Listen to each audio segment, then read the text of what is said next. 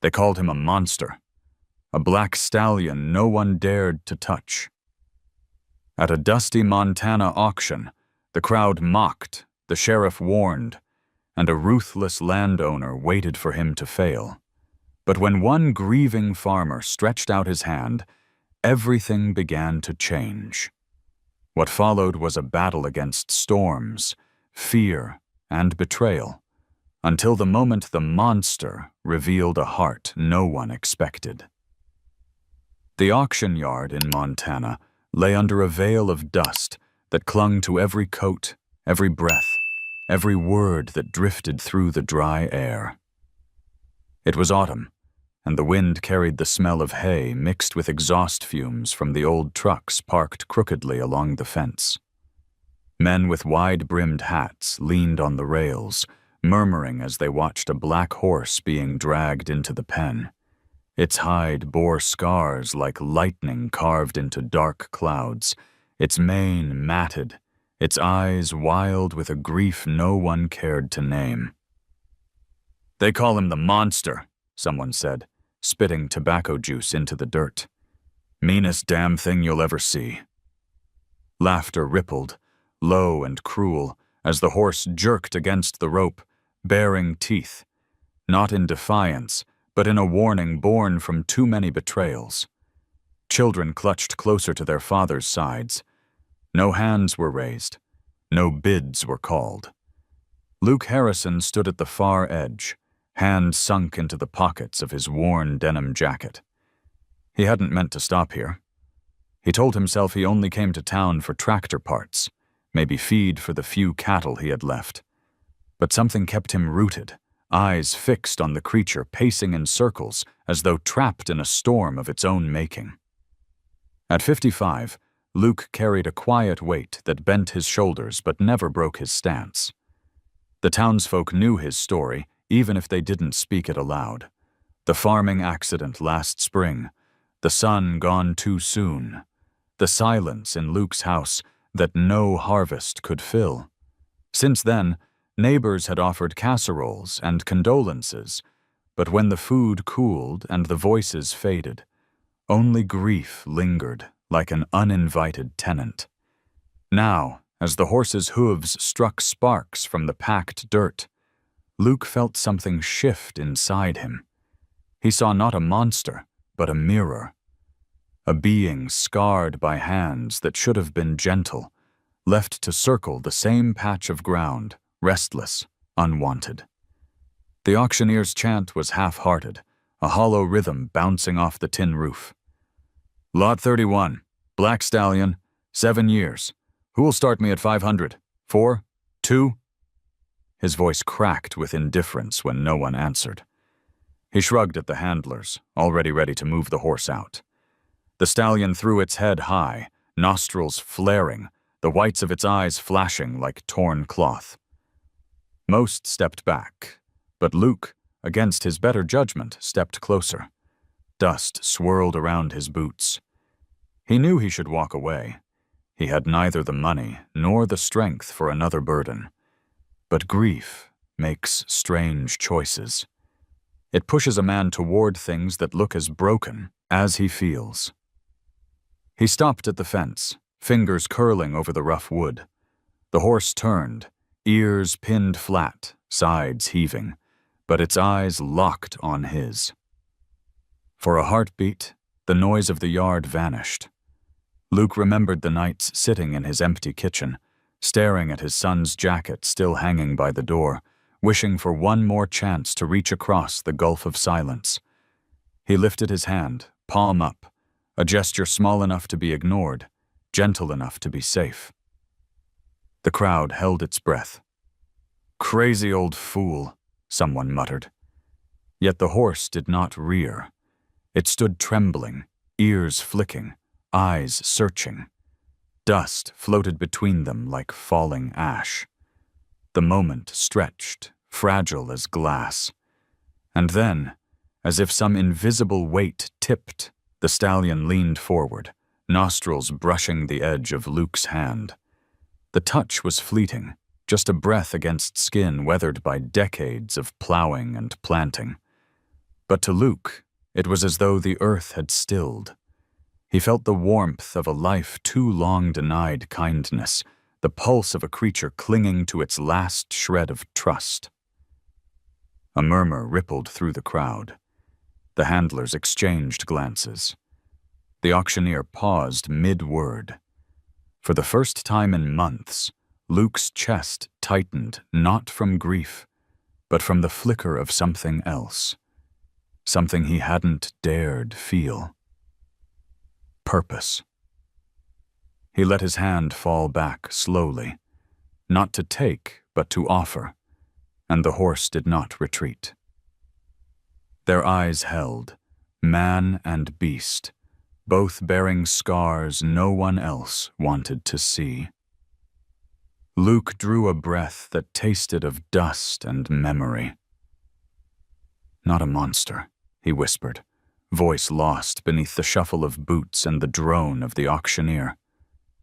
"Just like me." The stallion shifted closer to the fence, a single step that changed everything. And Luke knew, with the certainty of a man who had already lost more than he could bear, that walking away was no longer an option. Luke's whisper still lingered in the dust as the handlers tugged on the rope, trying to drag the black stallion back toward the holding pen. The animal's ears pinned flat again, hooves scraping the packed dirt, but his gaze never left the man at the fence. Luke's hand, though lowered, remained open, steady as the prairie horizon. The auctioneer cleared his throat, embarrassed by the silence. "Lot 31, anyone? 200? 1?" But the crowd had lost interest in bidding. Their attention stayed fixed on the strange sight of a horse that had terrified everyone leaning toward the weathered farmer like a child hesitant to trust. Murmurs swelled, words like crazy, useless, and dangerous, yet Luke barely heard them. Something inside him, quiet but insistent, urged him not to step back. The horse's breath had warmed his palm only for a second, but that second had cracked open a door he thought forever closed. He remembered nights by the hospital bed, his son's skin pale under harsh fluorescent lights, his own helpless hand resting on a blanket that grew colder each day. That final touch, unanswered, had been his prison ever since. Now, standing before this scarred creature, another chance to reach had appeared. The handlers cursed under their breath, tightening their grip, but the stallion reared, shaking them off with a strength that scattered dust like smoke. Gasps echoed. Someone shouted, "Put him down before he kills somebody." Sheriff Collins stepped forward, one hand hovering near his belt, ready to intervene if things turned ugly. But Luke raised his voice, calm but firm. "Give him a minute." The sheriff hesitated. Collins had known Luke for decades, knew his steady work on the barley fields, knew the tragedy that had hollowed him out last spring. He saw in Luke's eyes not recklessness, but something deeper. A plea. He signaled the handlers to ease their ropes. Against their better judgment, they loosened, leaving the stallion free enough to choose. Luke took a breath heavy with dust and memories. Slowly, as though approaching a skittish bird, he lifted his hand again. The stallion's ears twitched, his muscles coiled, but he didn't retreat. Step by deliberate step, hooves striking soft thuds against the dirt, he moved toward the man who had not flinched. The world shrank until it was just the two of them, the scarred horse and the farmer who carried scars no one could see. The crowd's whispers fell away. Even the auctioneer stopped his chant, letting silence wrap around the pen. Luke's palm hovered just inches from the muzzle, trembling only slightly. The stallion stretched his neck, nostrils flaring, testing the air thick with hay, sweat, and something unfamiliar. Patience. Then, like a shadow passing into light, the horse pressed his muzzle into Luke's hand. Not with force, not with fear, but with the fragile weight of surrender. The touch was real this time, warm and steady. Luke's breath caught. He did not move, did not grasp, only let the moment stand on its own. His thumb brushed the coarse hairs of the stallion's nose, and in that simple act, something unspoken passed between them. The crowd erupted, half in disbelief, half in awe. "I'll be damned," someone muttered. Maggie Dawson, the town's veterinarian, pushed forward, her eyes wide. She had tended countless animals, but had never seen this so quickly. She caught Luke's glance, and though she didn't speak, her face carried both warning and wonder. "Not a monster," Luke said softly, echoing his earlier words, though this time the horse seemed to hear them. The stallion let out a long breath, ears flicking forward. His body relaxed, just slightly, enough to reveal the truth. He wasn't fighting to be vicious. He was fighting to be understood. The handlers exchanged worried looks. One whispered to the sheriff, "This ain't safe." But Collins only folded his arms, watching. He wasn't sure what he believed, only that something was happening here none of them had expected. The auctioneer, sensing no sale from the crowd, finally snapped, "Fine, sold for 50 if anyone's fool enough to take him." His eyes swept the ring, mocking. No hands rose. No one wanted the burden. No one but Luke. Luke's hand stayed on the stallion's muzzle, and he felt the animal's breath against his wrist like the slow tide of the sea. He thought of his empty farmhouse, the quiet that pressed in each evening like a weight. He thought of his son's laughter carried off by wind that never returned. And he thought of this horse, standing alone in a pen while the world called him names he didn't deserve. The decision was no decision at all. It came like the turning of a season, inevitable, unstoppable. Luke lifted his eyes to the auctioneer and said, "Clear and steady. I'll take him." The yard fell silent. Then a ripple of disbelief ran through the crowd. Some laughed, others shook their heads, and one voice called out, "You'll regret it, Harrison." But Luke didn't answer.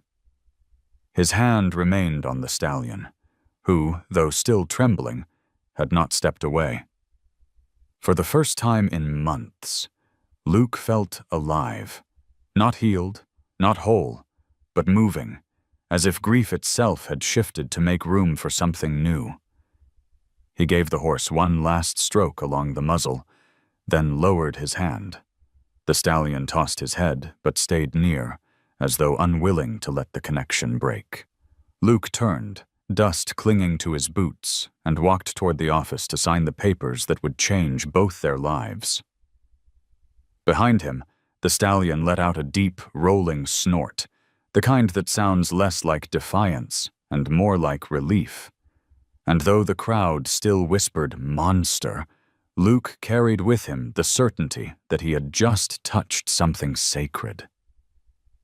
The papers were thin, just a single sheet with numbers scrawled in ink, but to Luke, they felt heavier than stone. His calloused hands trembled as he slid the worn wallet from his pocket.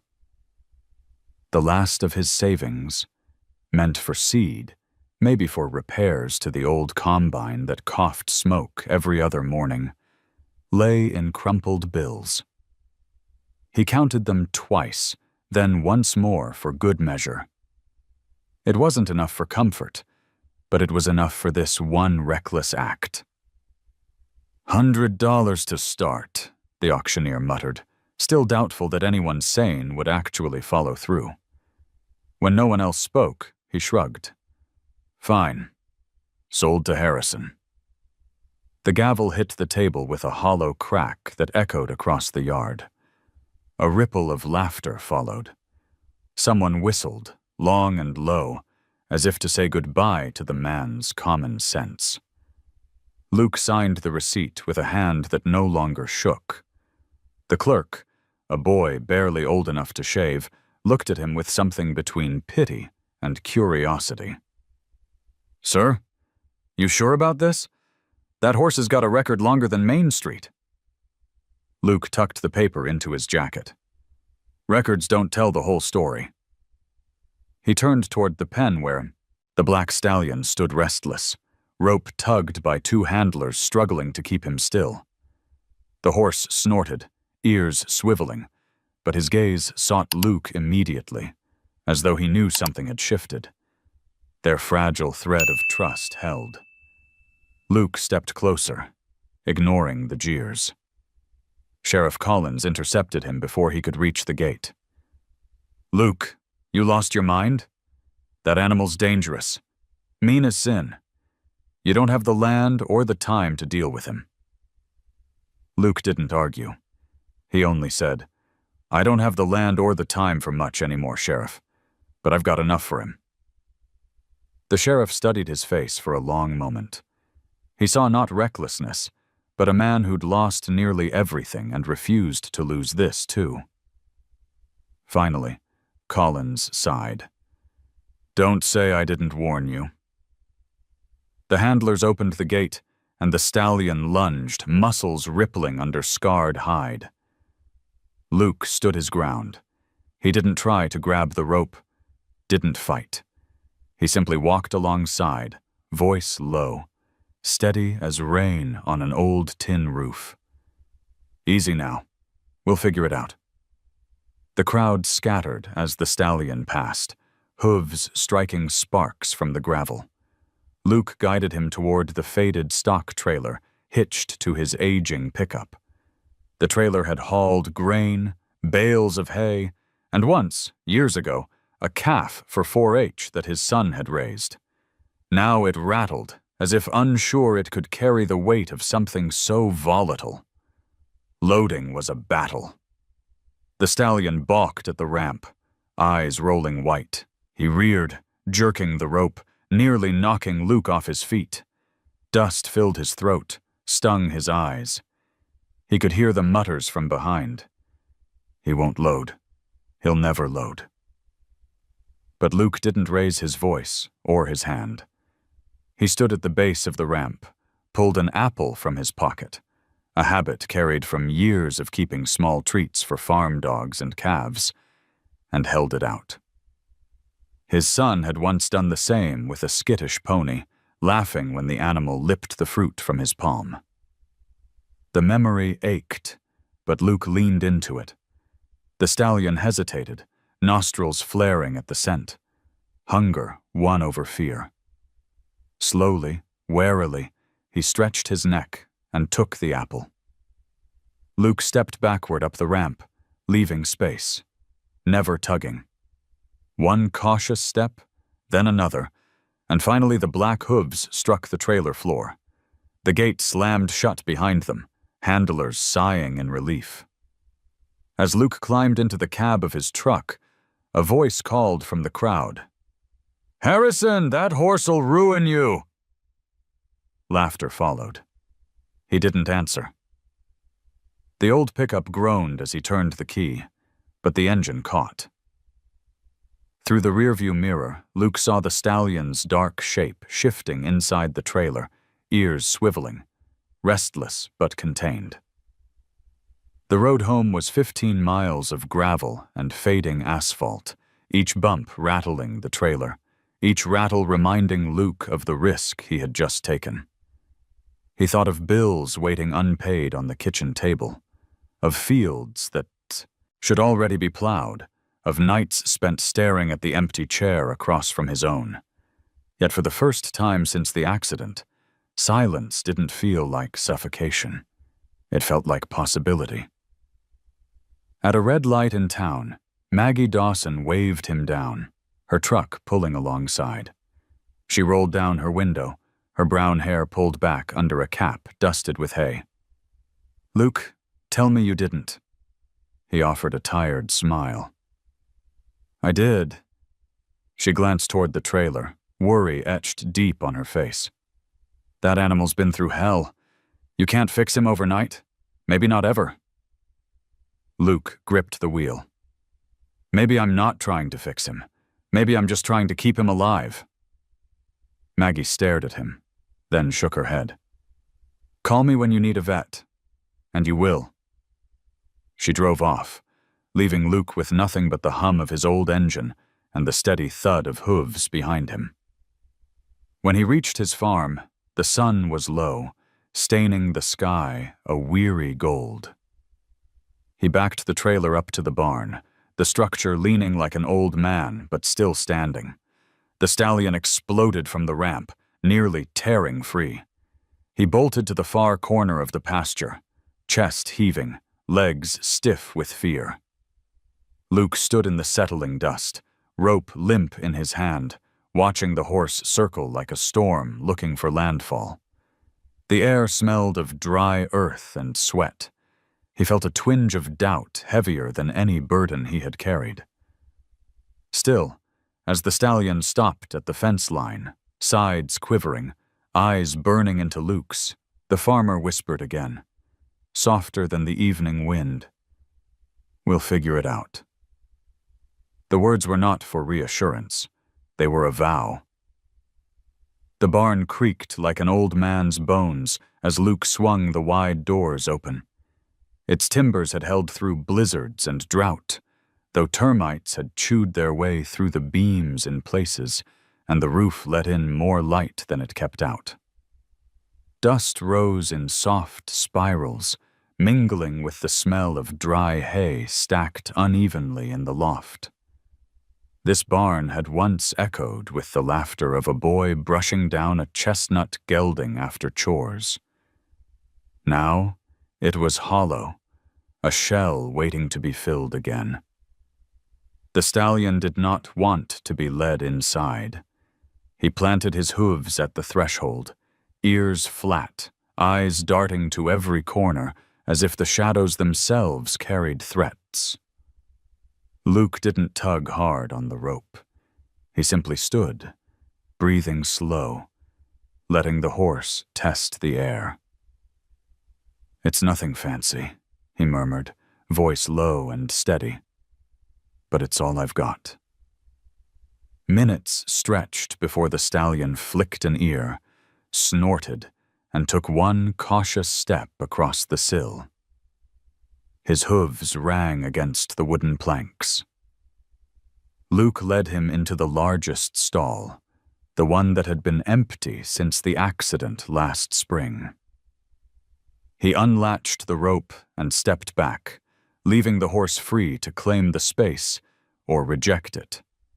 The stallion spun once, nostrils flaring, then shoved his weight against the stall boards with a force that rattled the nails. Luke winced. He knew the lumber wouldn't hold forever. Still, he stood quiet, watching. He spread fresh hay, filled the water trough, then leaned against the door.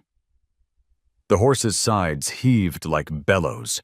Sweat darkened his coat, highlighting the pale scars. Luke recognized that restless pacing. It mirrored the way he had walked the length of his kitchen each night, unable to sleep, staring at the empty chair his son had once filled. The stallion's hooves beat the same rhythm. Loss made into motion. When darkness fell, the barn settled into stillness broken only by the rustle of hay and the creak of timbers shifting in the cooling air. Luke set a lantern on a peg, its light painting long shadows. He pulled a chair near the stall and sat, elbows on his knees, as if keeping vigil. He didn't reach for the horse again. He only spoke into the quiet, not sure if he was heard. "Didn't plan on this," he admitted. "Didn't plan on much of anything after he was gone." His voice faltered, but he pressed on. "Maybe you didn't plan on me either, but here we are, 2 strays left behind." The stallion stopped pacing, ears flicking toward the sound. He did not approach, but neither did he turn away. For Luke, that was enough. Later, when he rose stiffly from the chair and walked back toward the house, the night air smelled of sage and dust. Coyotes yipped somewhere beyond the fence line. Luke paused on the porch, looking back. The lantern's glow seeped through the barn slats. Inside, a restless shadow shifted, but did not crash against the walls again. It was a start. The next morning broke sharp and cold, frost glazing the stubble of harvested barley fields. Luke carried a bucket of oats into the barn. The stallion eyed him with suspicion. Ears angled back, but hunger pressed him forward. He sniffed the feed, then plunged his muzzle into the bucket, chewing noisily. Luke leaned on the post, watching, relief settling in his chest like a fragile ember. "Good," he whispered. "Eat. That's how we begin." The days stretched into a pattern. Luke mended fence lines by day and sat in the barn by night, talking about weather, about repairs, about nothing at all. The stallion never answered, but his ears shifted when Luke spoke, as though words were a language he almost understood. Each evening, Luke left the stall door closed but unlatched. Trust offered, not forced. The horse never tried to push it open. Neighbors began to notice the black shape moving in the pasture. Some stopped at the roadside, shaking their heads. "Harrison's lost it," they said. "That horse will kill him sooner or later." Their words carried on the wind, but Luke let them pass. He had heard worse. At sunset one evening, the stallion came close to the fence, muscles taut but no longer coiled in panic. Luke stood on the other side, arms draped over the top rail, saying nothing. Silence stretched between them, soft but alive. The sky burned orange, behind the horse's silhouette, and Luke thought of how grief sometimes glows brightest before it cools into ash. As he turned toward the house, he let himself smile. Small, fleeting, but real. The stallion snorted behind him, not in anger, but in acknowledgement. A sound like a door cracking open. Luke whispered, barely audible against the prairie wind, "We'll make this home, you and I, no matter how broken it is." The first nights were the hardest. The stallion did not sleep, or if he did, it was only in fits, short bursts of stillness broken by sudden jerks of his head, a pounding hoof against the stall, the wild snort of an animal convinced danger lingered in every shadow. Luke listened from his house at the edge of the pasture, the restless sounds carrying through the brittle night air. Each slam of hooves against the barn walls echoed in his chest like a heart refusing peace. On the third night, Luke gave up on his bed. He pulled on his boots, wrapped himself in a flannel coat, and walked back out beneath a sky heavy with stars. Frost slicked the grass, crunching beneath his steps. The barn glowed faintly with lantern light left burning low, as though some part of him already knew he would return. He slid into the chair by the stall, leaning back until the wood creaked, and let his breath match the rhythm of the horse's pacing. "Can't sleep either, huh?" he said softly. His voice rose into the rafters, mingled with the smell of hay and old dust. The stallion stopped, ears flicked toward him, then resumed his circuit. Luke lowered his eyes to the floor. "I used to walk the same way, back and forth, kitchen to hallway. Couldn't stop myself. Thought maybe if I kept moving I wouldn't feel it as much." He did not say his son's name. Not yet. Even in the quiet of an empty barn, the word felt too sharp, like glass in his mouth.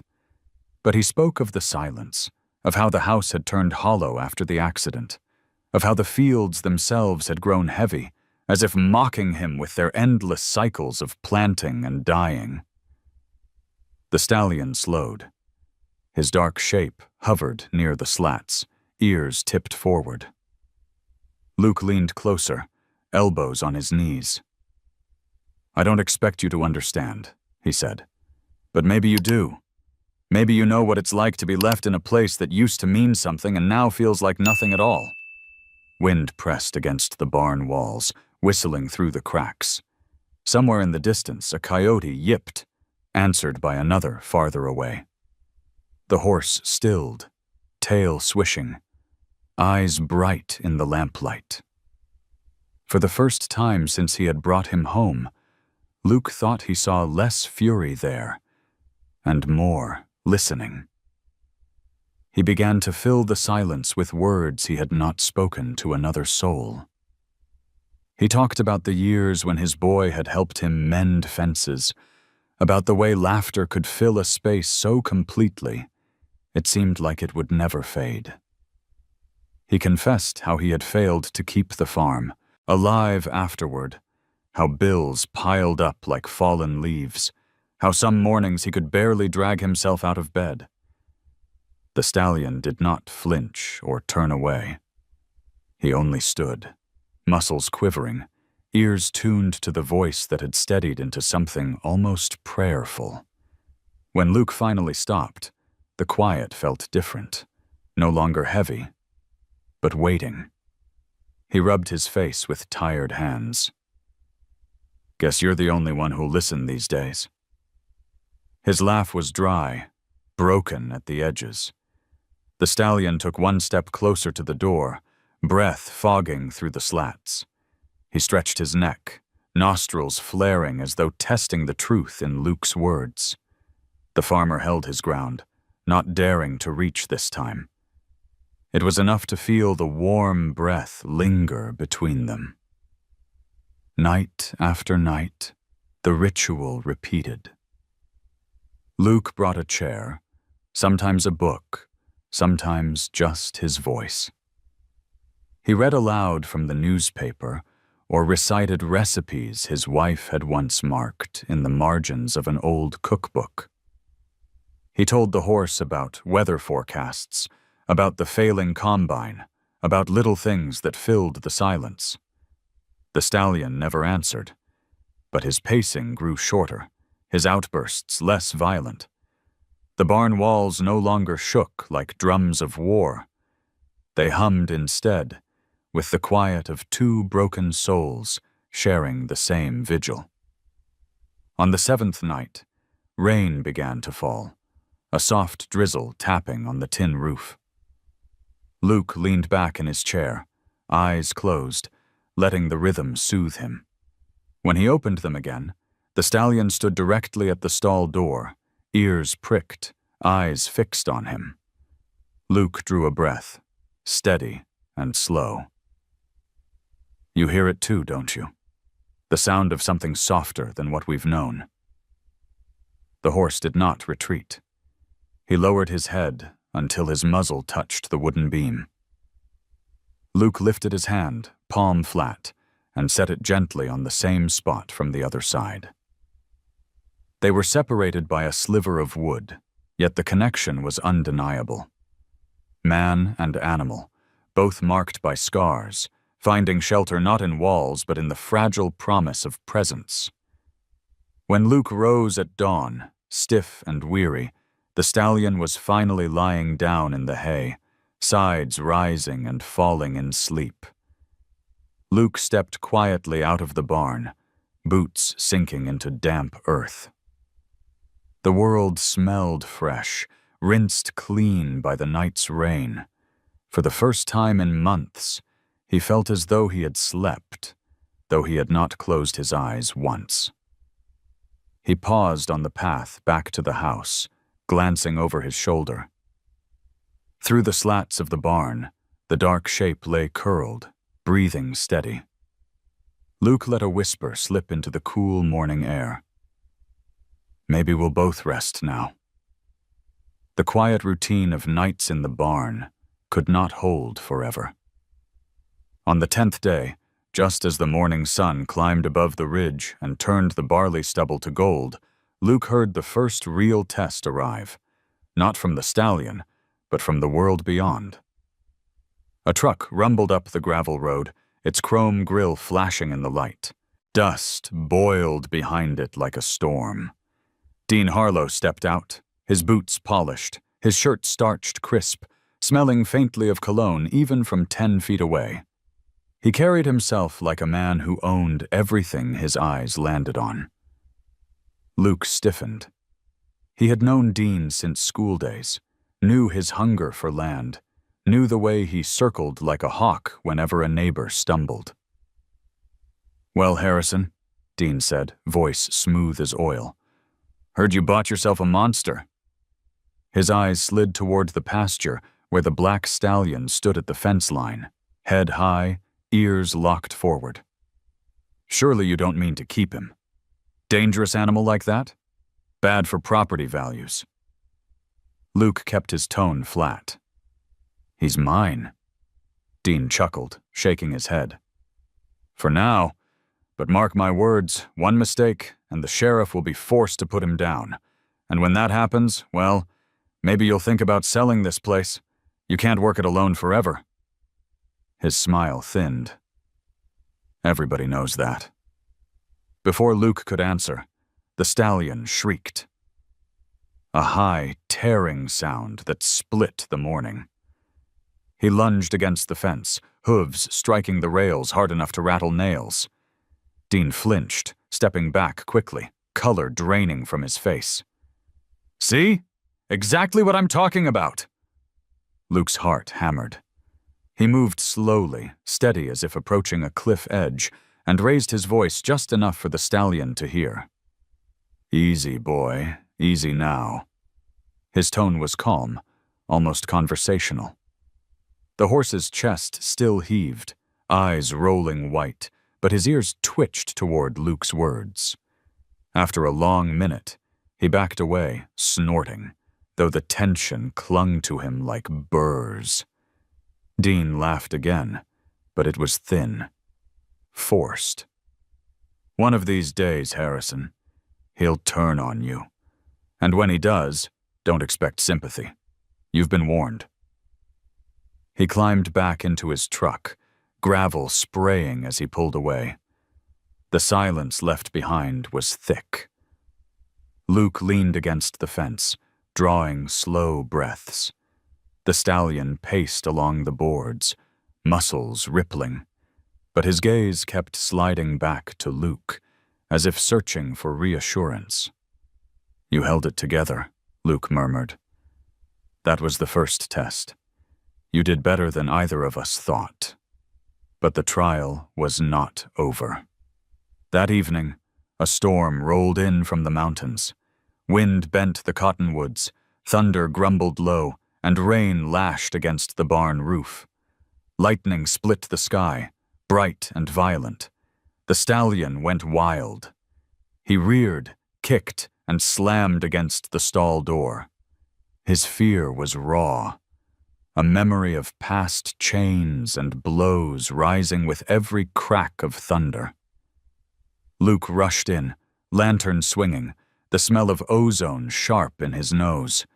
The barn shook with the horse's fury. For a moment, Luke thought he would tear the stall apart. He stepped inside, against every instinct, against every warning Maggie and the sheriff had given him. His boots slipped on wet straw, but he held his ground. "Listen to me," he said, voice steady though fear churned his gut. "It's just noise, just light. Nothing here is going to hurt you." He kept his palms open, visible. The stallion spun, eyes wide, ears pinned. Lightning flared, thunder crashed, and he lunged straight toward Luke. Instinct screamed to dive aside, but Luke stayed rooted. He closed his eyes, whispered, "I know. I know." At the last instant, the horse stopped. His chest pressed against Luke's, hot and shaking, breath pouring out in ragged bursts. Luke lifted a trembling hand and set it lightly against the stallion's neck. The hide was slick with sweat, the muscles quivering. "That's it," Luke whispered. "We stand it out together." For long minutes, they stayed that way, thunder cracking, rain hammering, man and beast leaning into each other as if holding back the storm itself. Slowly, the stallion's trembling eased. His head lowered, pressing into Luke's shoulder. Luke exhaled, not realizing until then that he had been holding his breath. When dawn finally broke, the storm spent, Luke staggered out of the stall exhausted, but alive. The barn smelled of wet hay and sweat, but also of something else. Trust. Fragile, but real. The stallion lay down in the straw for the first time since coming to the farm, eyes half-lidded, ears relaxed. Luke leaned against the doorway, body aching, clothes damp, but his heart steadier than it had been in months. "You passed," he said softly, though the words felt as much for himself as for the horse. Outside, the sun lit the drenched fields, each droplet shining like a small promise. The trial had come, and somehow they had endured it together. The morning after the storm, the air smelled of wet earth and pine needles. Mist clung to the fields like thin gauze, and the stallion, though calmer than the night before, still carried tension in the way his ears twitched at every sound. Luke leaned on the fence, sipping black coffee gone lukewarm, watching the animal graze at a cautious distance. He thought the worst of the storm had passed. He didn't expect another kind of storm to walk right up the dirt road toward him. A lanky boy in a faded hoodie, jeans torn at the knees, appeared at the gate. Luke recognized him immediately. Ethan Miller, the neighbor kid whose father had died in a farming accident 2 years back.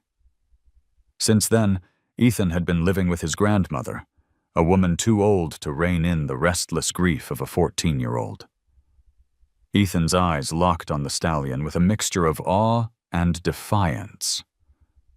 "That's the horse everyone's talking about," he said, voice cracking but bold. "The monster." Luke set his mug on the fence post. "That's what they call him. Doesn't mean it's true." The boy hooked his fingers in the wire fence, leaning closer. "He looks mean enough. Bet he could kill a man if he wanted." The stallion lifted his head at the sound of the boy's voice, ears flicking back. Luke kept his tone steady. "He's not mean. He's scared. There's a difference." Ethan shrugged, though his gaze never left the horse. "Same difference, far as I can see." He hesitated, then asked, "Can I get closer?" Luke studied him. The boy's shoulders were set like a challenge, but beneath it Luke saw something familiar.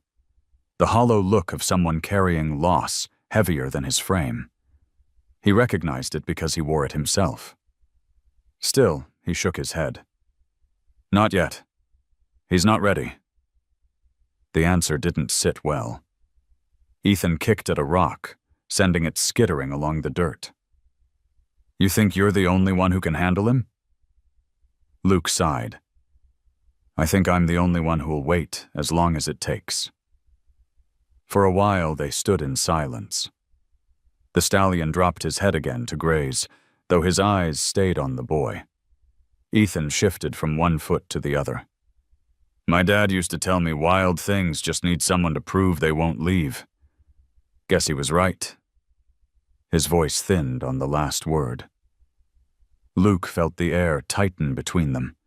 He remembered a boy's laughter echoing in this very pasture, the same age as Ethan, before a single misstep had turned laughter into silence. He swallowed. "Your dad was a smart man."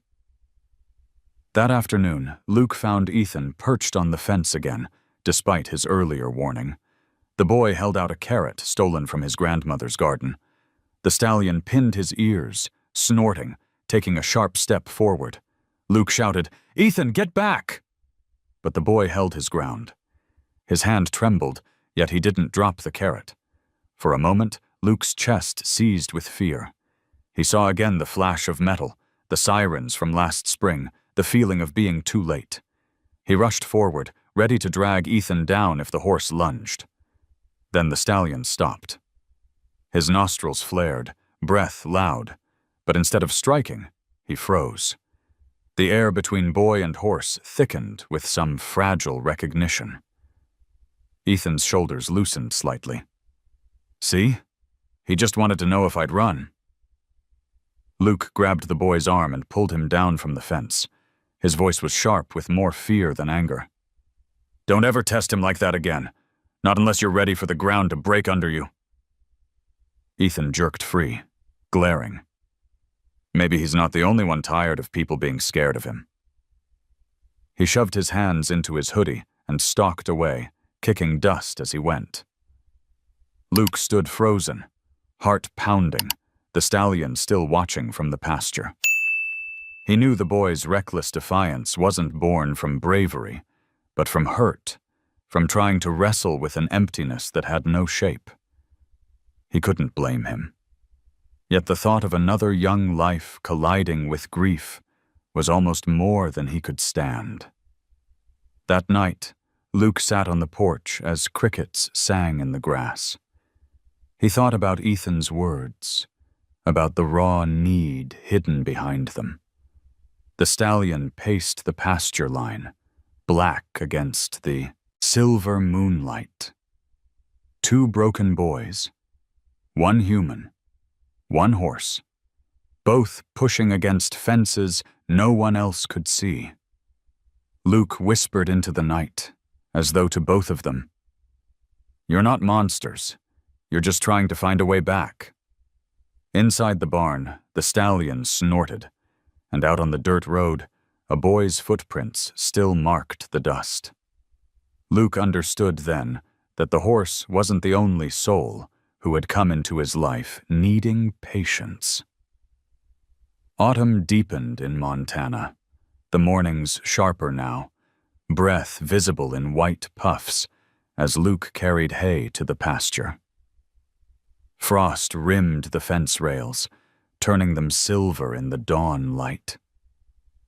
The stallion stood near the far corner, watching but not fleeing, his black coat shining like wet coal against the pale grass. Luke had begun to accept these small victories. A horse that no longer slammed against the boards, a presence that no longer felt like rage but wariness tempered by curiosity. He wasn't the only one who noticed. Maggie Dawson drove her old veterinary truck up the drive one afternoon, its tires crunching the gravel. She carried her worn leather bag in one hand and her clipboard in the other. "Heard you've been keeping that animal calmer than most folks thought possible," she said, sliding her cap back. "Mind if I take a look?" Luke hesitated, then nodded. Maggie had been his son's friend once, helping him prepare calves for the county fair. She knew horses better than most, and she carried the kind of honesty Luke both dreaded and trusted. They approached the stallion together. Maggie's movements were slow, practiced, her voice gentle as she murmured nonsense meant more for rhythm than meaning. The horse's ears flicked, but he didn't bolt. She ran her eyes along the scars that striped his neck and shoulders, the faint limp when he shifted weight on his left hind leg. "These aren't the marks of pasture fights," she said finally, her tone tightening. "They're too deliberate. Whip scars, barbed wire cuts. Someone used him hard. Too hard." She crouched, studying the leg. "And here, see that? Old fracture. He's been pushed past what he should have borne." Luke felt his throat close. The stallion snorted, shifting uneasily, as if echoing the weight of the words. Maggie straightened, brushing her hands on her jeans. "I'll tell you something else. This horse didn't come from nowhere. I've seen his brand before." She pulled a worn notebook from her bag, flipping through pages filled with sketches, notes, and registration numbers. Kentucky stock, high-value bloodline. He wasn't bred for pulling plows. He was bred for speed. Luke frowned, trying to reconcile the broken animal before him with the idea of a racehorse. Maggie tapped the scars again. Some owners push for trophies at any cost. When an animal refuses or breaks, they toss him aside. If he got sold at auction cheap, it's because somebody wanted to erase what they'd done. The truth landed heavier than any storm. The stallion wasn't cursed, wasn't born mean. He was carrying the violence of human ambition. Luke pressed a hand against the stall door, steadying himself.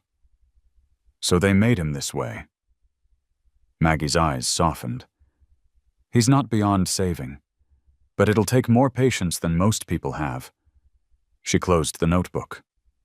Question is, do you? Luke didn't answer right away. His gaze locked on the horse's dark eyes, the way they met his and then darted away, haunted but searching. He thought of Ethan's words about proving you wouldn't leave.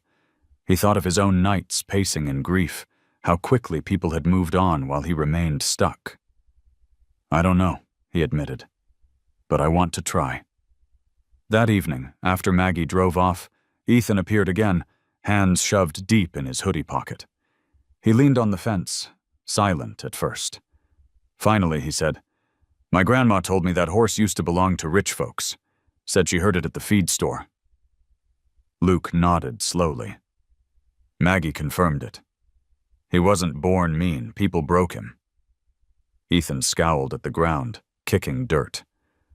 Figures. Grown-ups always say it's the animal's fault when really it's theirs. His voice shook with something deeper than anger. Luke caught it, recognized it, the ache of a boy who still hadn't forgiven the world for taking his father. The stallion approached the fence then, ears forward, curious despite the tension in the air. Ethan straightened, hope flickering across his face. But when he lifted a tentative hand, the horse snorted sharply and backed away. The rejection was swift, final. Ethan's shoulders slumped. Guess he knows I'm not worth trusting.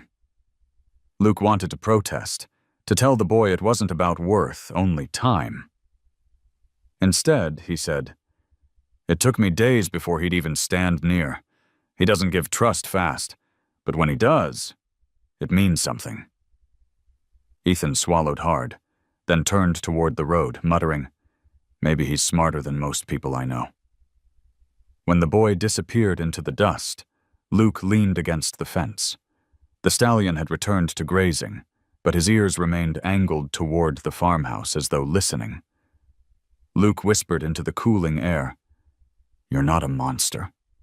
You're proof that what's broken was once worth something. The horse lifted his head, eyes meeting Luke's in the dim light, and for a breath, the weight of both their secrets felt shared. The days grew shorter, each sunset pulling the cold down faster over the valley. Luke had settled into a rhythm. Chores in the morning, fence mending by day, quiet evenings spent in the barn. The stallion had stopped ramming the walls, though his eyes still flashed with caution. Trust was no longer an impossible dream. It was an ember, faint, but refusing to die. One evening, Luke carried a bucket of water fresh from the pump, steam rising in the chill air. He set it down and leaned against the stall door. The horse watched him with ears forward, tail swishing, hooves shifting, but not pounding. Luke reached into his jacket pocket and pulled out an apple. He'd taken to keeping them handy, small offerings that said more than words could. He held the apple in his open palm. Here, he whispered. No tricks, just yours. The stallion snorted, breath fogging in the lamplight. He hesitated, as if measuring the distance not only in steps, but in trust. Slowly, with muscles taut as wire, he edged forward. His muzzle brushed Luke's hand, soft yet trembling. Then he took the apple, teeth crunching loud in the quiet barn. Luke didn't move. He let the horse chew, savoring the sound as though it were music. When the last bit was gone, the stallion did not retreat.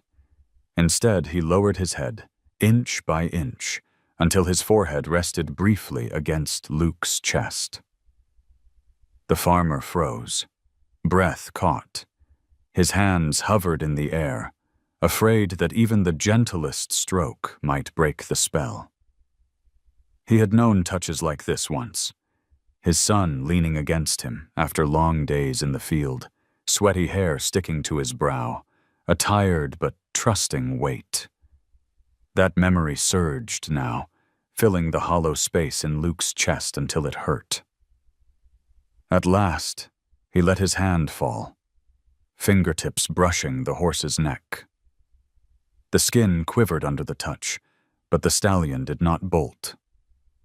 His head stayed lowered, steady against the man who had waited longer than he thought possible for this single moment. Luke whispered, "That's it, boy. You're safe here." The words cracked, but the horse's stillness made them whole again. The sound of gravel crunching broke the quiet. Luke turned to see Ethan leaning on the fence outside, half hidden in the shadows. The boy's eyes were wide, his mouth slightly open. He let you," Ethan stammered. "He actually let you." Luke nodded slowly.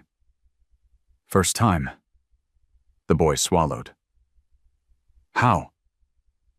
"By waiting," Luke said simply. "By not asking more than he can give." Ethan looked away, shoulders hunched. "Guess that's why nobody waits on me."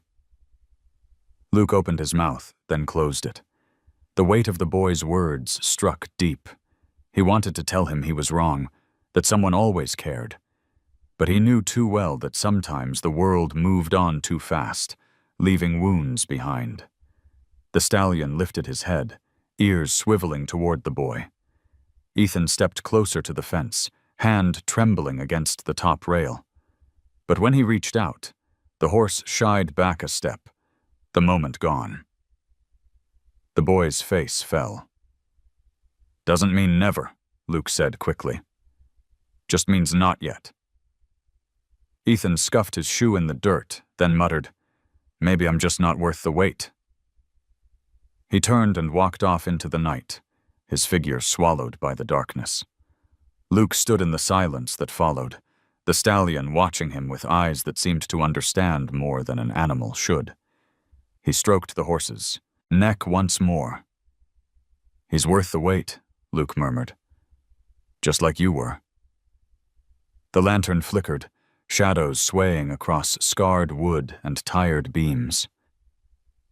Outside, the night was wide and endless, but inside the barn, something had shifted. Trust had lowered its head at last. When Luke finally left, he paused at the door and looked back. The stallion was lying down in the hay, head turned toward the spot where Luke had stood. It wasn't surrender. It was something stronger, a beginning. The trust that had bloomed in the barn was delicate, like frost crystals forming overnight. By morning it glittered with promise, but by midday it could melt into nothing. Luke knew this.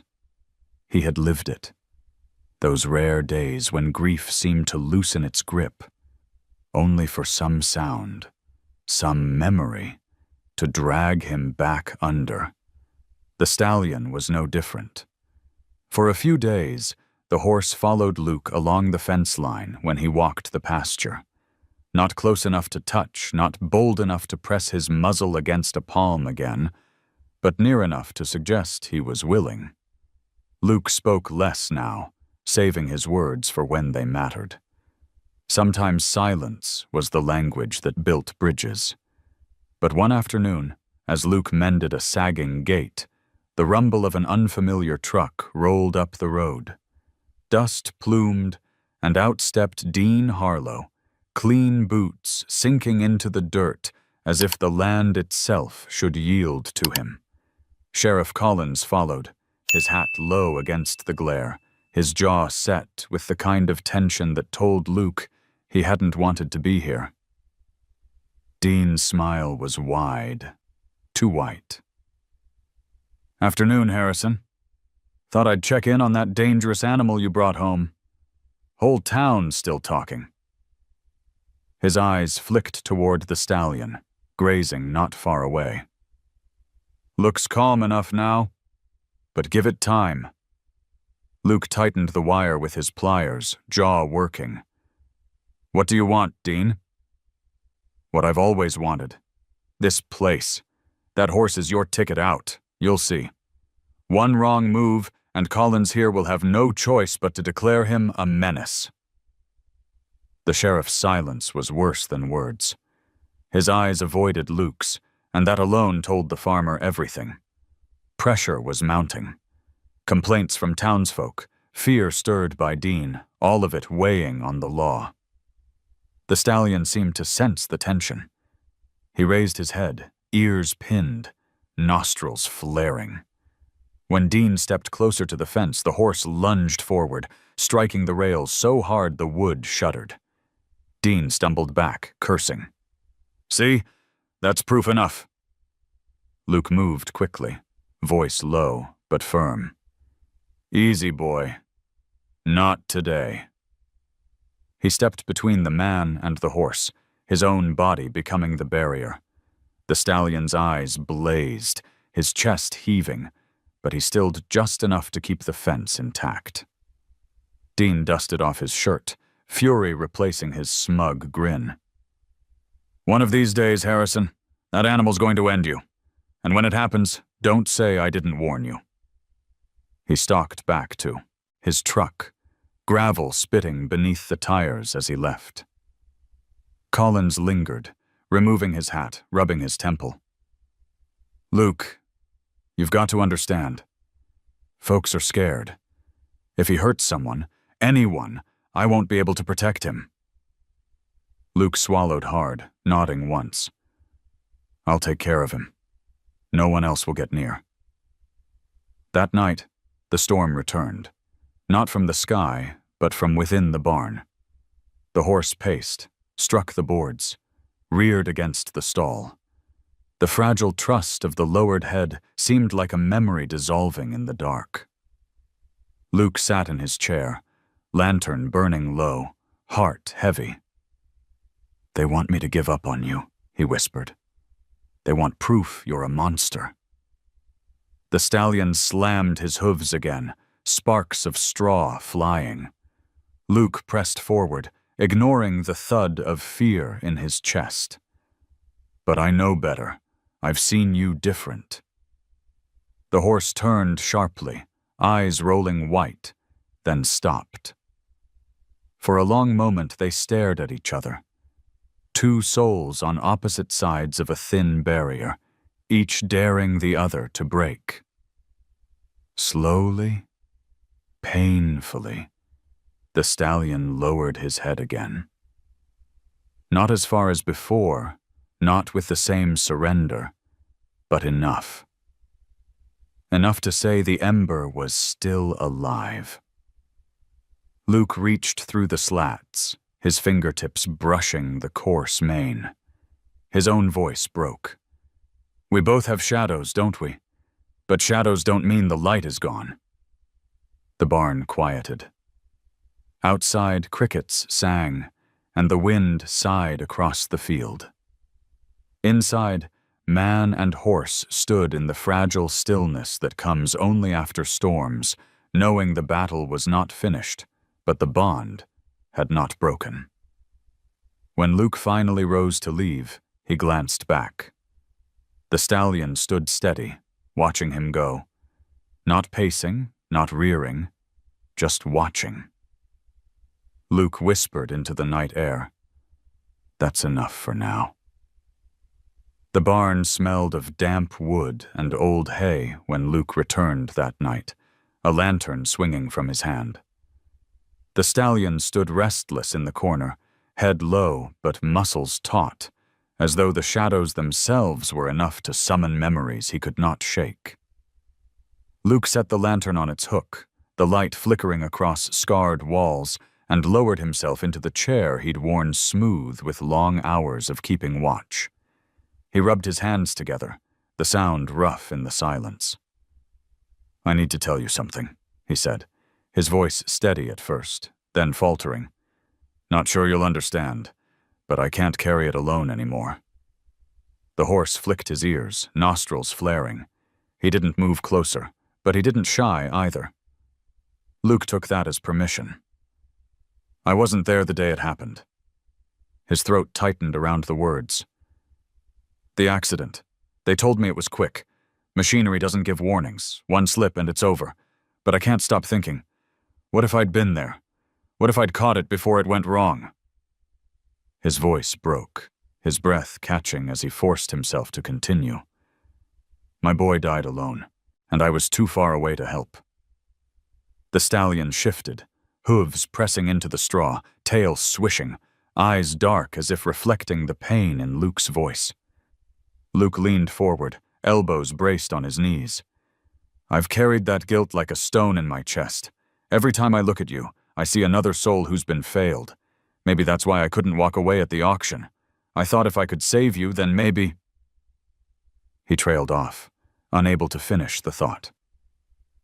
The stallion blew out a long breath, soft and unhurried. It was no answer, no absolution, but in the quiet it felt like listening. Luke closed his eyes, the weight of silence pressing heavy yet strangely gentle. "I can't bring him back," he whispered. "But I can stand here with you. I won't turn away when you fight, when you panic. I'll be here, because no one should be left alone with their fear." Minutes stretched. The lantern hissed faintly, the flame bowing low, then rising again. Slowly the stallion stepped forward. His hooves made no sound in the straw, but his presence filled the space. He stopped at the stall door, head lowering until his muzzle pressed against the wood. Luke raised a trembling hand and set his palm flat on the other side. Wood between them, but still. Contact. His eyes blurred, tears rising, not of weakness, but of release. "That's enough," he murmured. "That's more than enough." Behind him, the night pressed close against the barn walls. Crickets sang, and a lone owl called from the cottonwoods. But within, the weight shifted. No longer a stone grinding in his chest, but something lighter, something that felt like breath after too long underwater. The stallion stayed near until Luke's breathing evened. When the man finally stood, legs stiff, he felt as though a confession had been heard, not by a priest or a neighbor, but by another wounded being who knew what it was to suffer without words. As Luke slid the barn door closed behind him, he whispered into the night, "You're not the only one who needs saving." The stars were clear, brittle and sharp against the black sky. Luke tilted his head back, inhaled the cold air, and for the first time in many months, he felt lighter walking back to the empty house. The silence inside no longer rang as punishment, but as space waiting to be filled.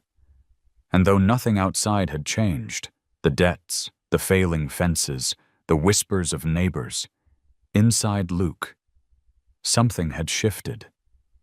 He had spoken his truth. The stallion had listened. And in that fragile exchange, a new kind of strength had been born. The morning after Luke's confession felt different. The sky was the same pale blue, the fields still brittle with frost, but something inside him had loosened. He moved through chores with steadier hands, the silence no longer pressing so heavily against his ribs. The stallion trailed him along the fence, not close, but not distant either, an unspoken shadow that mirrored each step. By midday, word had already spread. In towns like theirs, news traveled faster than weather fronts. Folks at the feed store whispered that Dean Harlow had stormed off Luke's property, red-faced and sputtering about lawsuits. Others repeated claims that the horse had nearly broken down the fence. Fear mixed with gossip until the whole county seemed to hum with one question: how long before Luke lost control?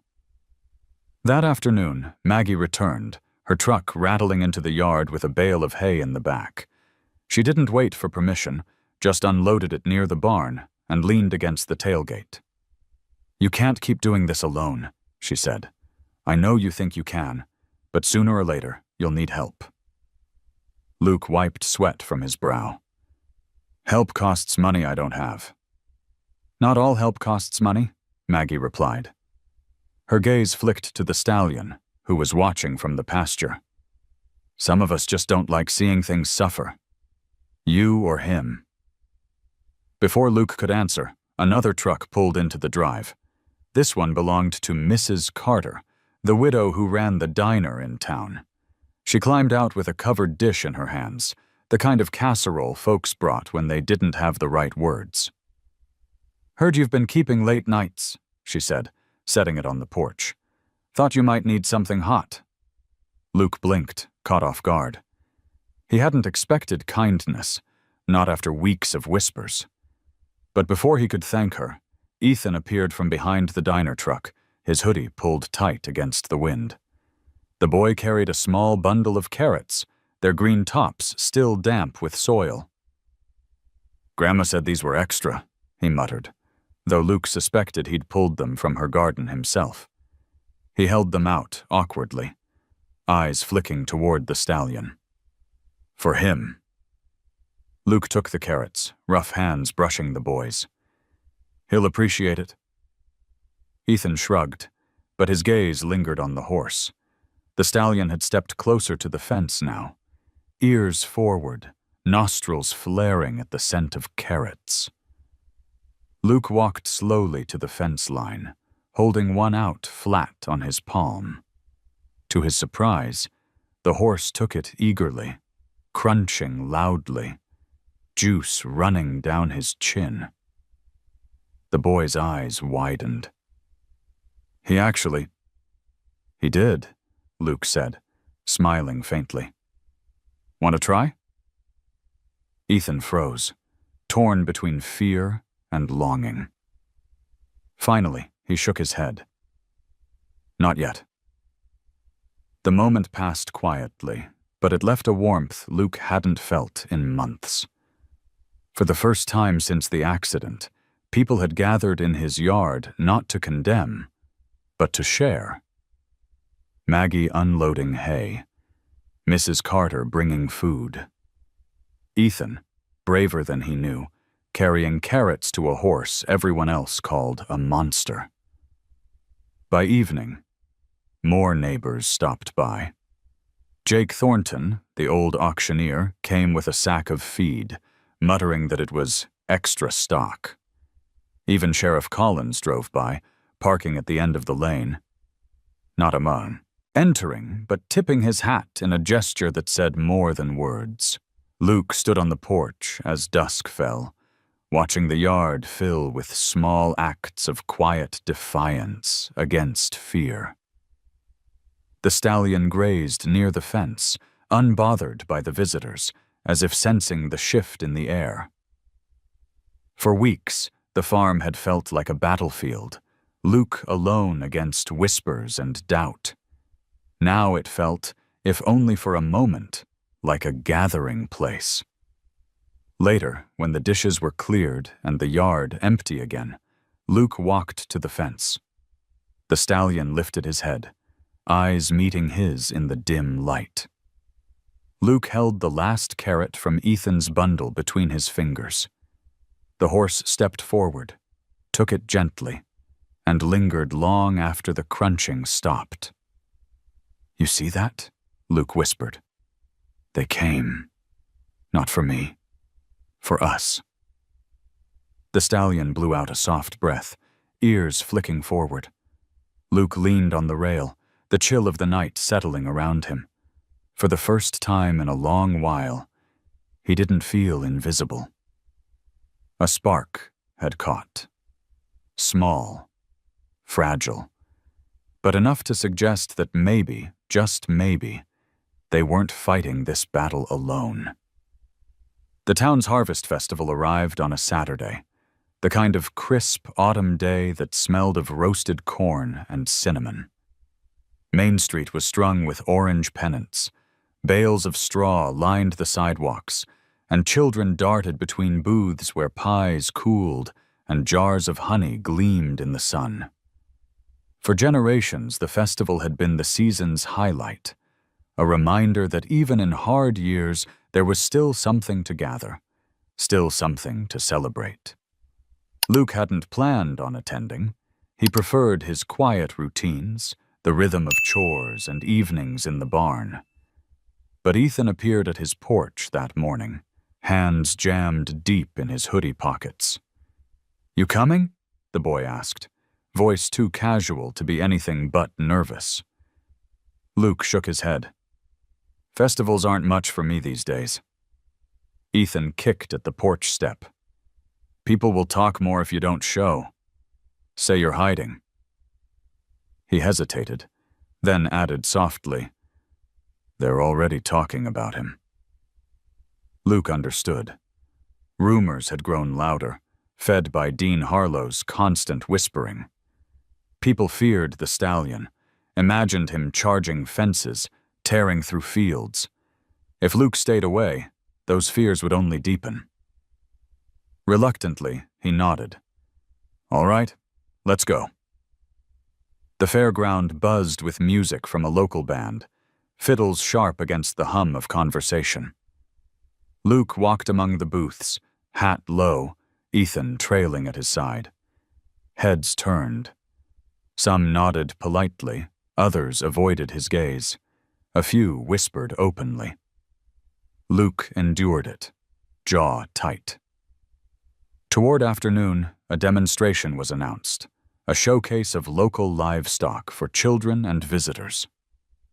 Families gathered at the small arena, cheering as ponies trotted in circles and 4-H calves were led by proud owners. Dean Harlow stood near the rail, his smile thin and knowing.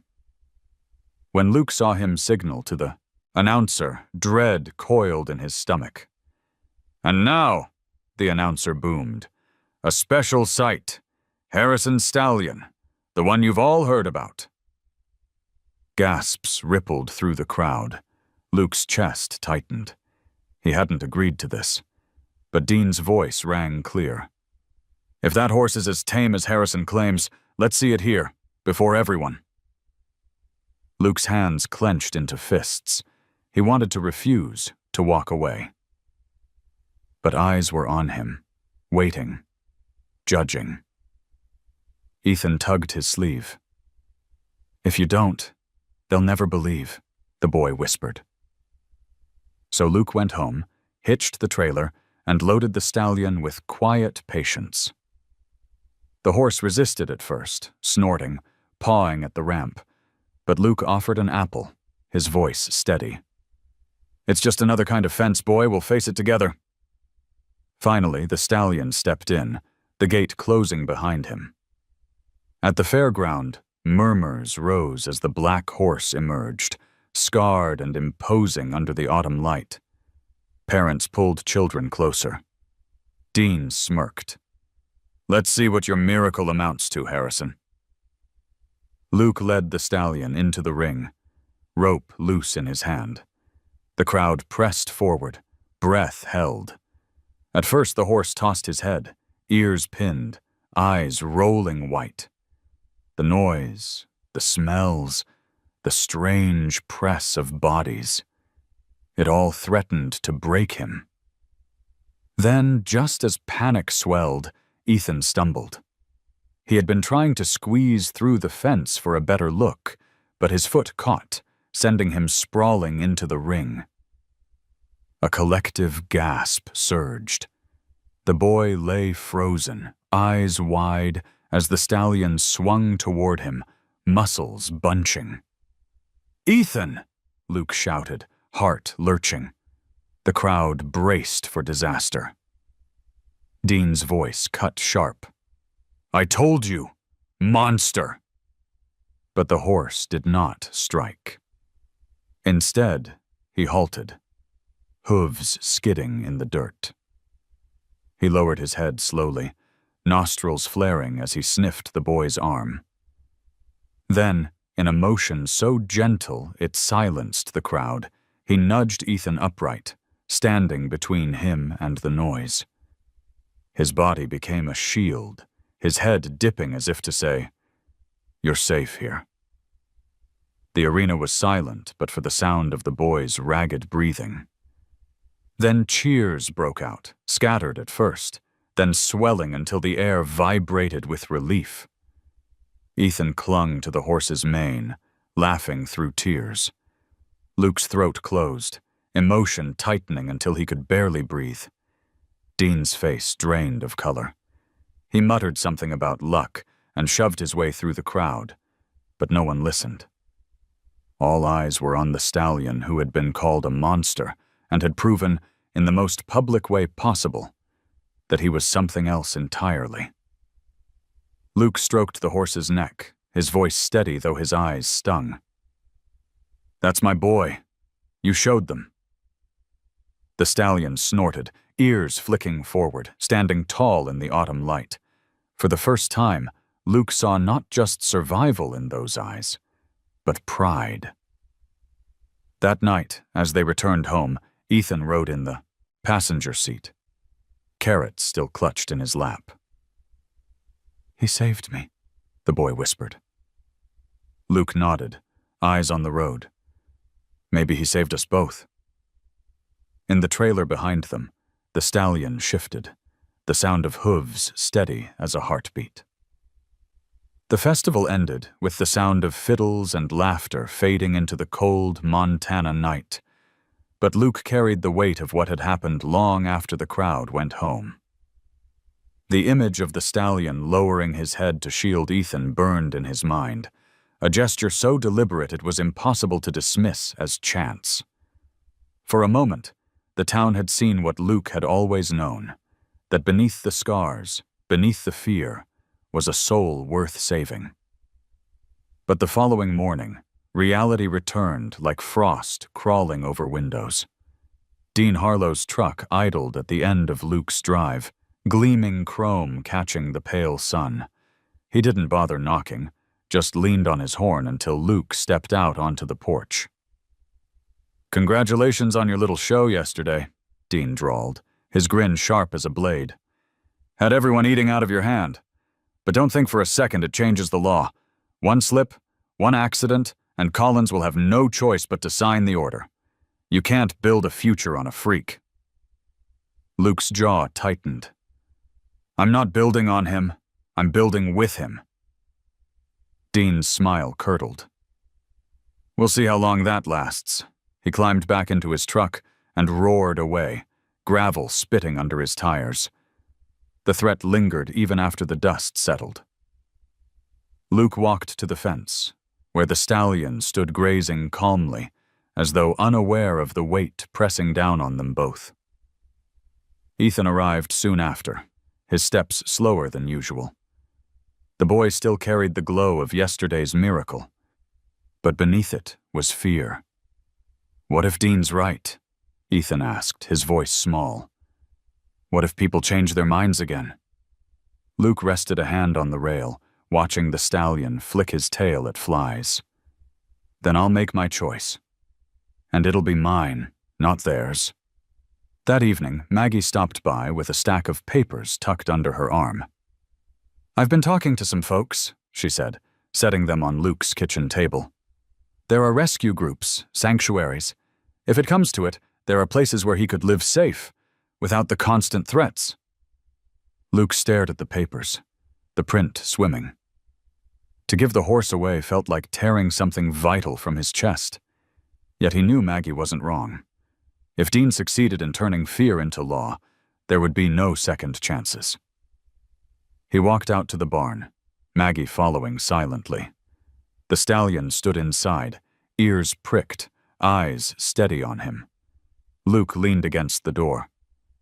"They want me to decide where you belong," he murmured, as if belonging was something other people could vote on. The horse blew a warm breath, stepping closer until his muzzle brushed the wood. Luke lifted his hand to meet him, palm flat against the grain. For a long while he stood that way, Maggie watching quietly, until the weight of choice pressed harder than he could bear. Later, when the barn was dark, and only the stars lit the pasture, Luke sat on the porch with Ethan beside him. The boy's legs dangled, his sneakers scuffing the boards. "You think you'll send him away?" Ethan asked. Luke didn't answer right away. His gaze lingered on the dark silhouette in the field. The stallion's head was high, his form solid against the horizon. "I think," Luke said at last, "that sometimes the hardest choice isn't about holding on. It's about knowing when letting go is love too." Ethan turned sharply. "But he saved me. He's not just some horse. He's—" The boy's voice cracked. "He's the first one who didn't look at me like I was broken." Luke's chest ached. He reached out, ruffling the boy's hair the way he used to with his own son. "Then maybe that's the answer. Maybe he stays. Not for me, but for you." The boy's eyes widened, tears catching the lantern light. "You mean it?" Luke nodded, though the choice weighed heavy. "If we fight for him, we fight together. No halfway." Out in the pasture, the stallion lifted his head toward the house as though he had heard. His ears flicked forward, his dark shape steady against the rising moon. Luke felt the gravity of his decision settle, sharp and certain. Whatever came next, Dean's threats, the town's doubts, he would not stand aside. The choice was made. The first frost of October glazed the barley stubble silver, and the air carried the kind of stillness that only comes when a season tips quietly into another. Luke stood on the porch, mug of coffee warming his hands, and watched as the stallion trotted the fence line with his head high, breath puffing in the cold morning. He no longer looked like the broken creature from the auction. His stride was long, his body filled with muscle and purpose, and when he stopped to look back toward the house, his eyes carried calm instead of fear. It had been weeks since the Harvest Festival, and the town had begun to change its tune. Where there had been whispers of danger, now there were nods of respect. Neighbors who once crossed the street now waved as they passed. Children pressed their noses to the school bus windows, pointing when they spotted the black horse grazing in the field. The word monster had faded, replaced by something gentler, though no one seemed to settle on a name that fit better than the one Luke already whispered. Partner. Dean Harlow had not returned, at least not yet. Rumors swirled of financial trouble, of failed deals in another county, and though Luke knew the man wasn't finished scheming, he also knew he no longer stood alone. Maggie stopped by every week with supplies, her laughter filling the kitchen that had been silent too long. Mrs. Carter made sure he never lacked a hot meal, sometimes sending Ethan with a dish and instructions to make the old man eat it before it gets cold. Even Sheriff Collins, once torn between law and loyalty, now tipped his hat when he drove by, as if acknowledging that some battles were worth choosing sides in. Ethan had changed most of all. The boy spent every spare hour at the farm, mucking stalls, hauling water, learning the rhythm of chores. At first, he worked with a kind of desperation, as if trying to prove something to himself. But over time, his movements grew steady, patient. The stallion responded in kind, no longer shying at the boy's approach. One crisp evening, as Luke leaned on the fence, he watched with quiet pride as the horse lowered his head and allowed Ethan's trembling hand to rest against his muzzle.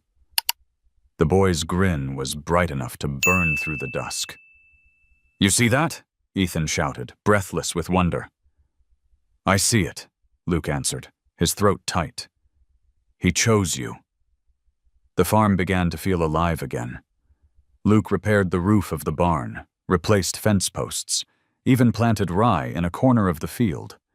The work was heavy, but his body no longer carried it like a punishment. Each task felt like a step forward, not just for him, but for everyone who had gathered under this unlikely banner of second chances. On a Sunday morning, the town held a small gathering at the churchyard. Not for a funeral, not for gossip, but for a blessing of the harvest and the animals. Luke led the stallion there. Rope loose, each step watched by faces that once doubted, but now believed. When the preacher laid a hand gently on the horse's neck and spoke of resilience, of how even scarred things can hold grace, Luke bowed his head, not in prayer, but in gratitude. That night, after the neighbors had gone and the lanterns were dim, Luke sat on the porch beside Ethan. The boy leaned against the railing, boots dangling. The stallion grazed quietly in the pasture, fireflies rising around him like sparks. "Do you ever think about leaving?" Ethan asked suddenly. Luke shook his head. "This is where I belong now." He paused, then added, "Where we belong." The boy smiled, and for the first time, it wasn't a smile trying to hide sorrow. It was simply joy. As the chill deepened, Luke stood, stretching the stiffness from his shoulders. He looked out at the pasture, at the horse who had been branded a monster and had become something far greater. A reminder that brokenness is not the end of the story. The scars remained, both on the horse's hide and in Luke's heart, but they were no longer marks of ruin. They were proof of survival, of endurance, of love that had learned to stay. The moon rose, pale and bright, casting long shadows across the fields. Luke whispered into the night, words carried by the wind. "We made it, boy. We're still here." And in the stillness of that new autumn, with a boy at his side and a horse in his field, Luke felt the truth settle deep. Sometimes salvation doesn't arrive with trumpets or miracles. Sometimes it comes quietly, in the form of a lowered head, a hand not withdrawn, and the courage to keep choosing one another day after day. They called him a monster, a black stallion no one dared to touch.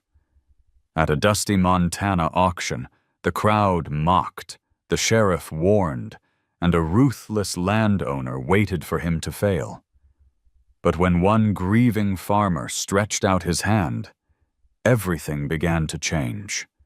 What followed was a battle against storms, fear, and betrayal, until the moment the monster revealed a heart no one expected.